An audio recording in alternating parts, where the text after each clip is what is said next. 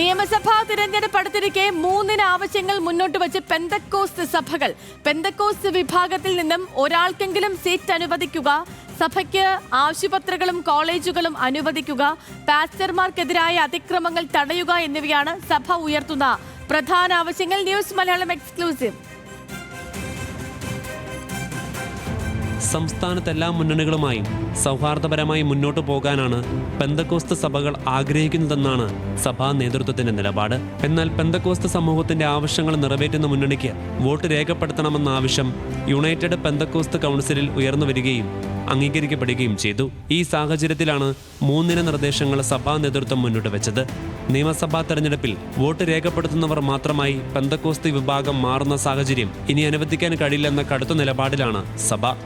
വിജയസാധ്യതയുള്ള സീറ്റിൽ സഭയിൽ നിന്നുള്ള രാഷ്ട്രീയ നേതാക്കളെ പരിഗണിക്കുന്ന രാഷ്ട്രീയ പാർട്ടികൾക്ക് എല്ലാ മണ്ഡലങ്ങളിലും പിന്തുണ നൽകുകയും പ്രചാരണ പ്രവർത്തനങ്ങളിൽ സജീവമാവുകയും ചെയ്യും.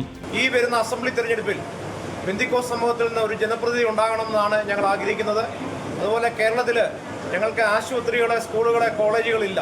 ഇതൊക്കെ ഞങ്ങളുടെ ആവശ്യങ്ങളാണ്. അതുപോലെ ഞങ്ങളുടെ ചർച്ചുകൾക്ക് സംരക്ഷണം നൽകണം. മദ്യത്തിനും മയക്കുമരുന്നിനുമെതിരെ ബോധവൽക്കരണം നടത്തുന്ന ദൈവദാസന്മാർക്കെതിരെയുള്ള ആക്രമണങ്ങൾ ഇതൊക്കെ ഇവിടെ നിർത്തലാക്കണം. ഈ പ്രമേയത്തിൽ കൂടെ ഞങ്ങൾ ആവശ്യപ്പെട്ടിട്ടുണ്ട്.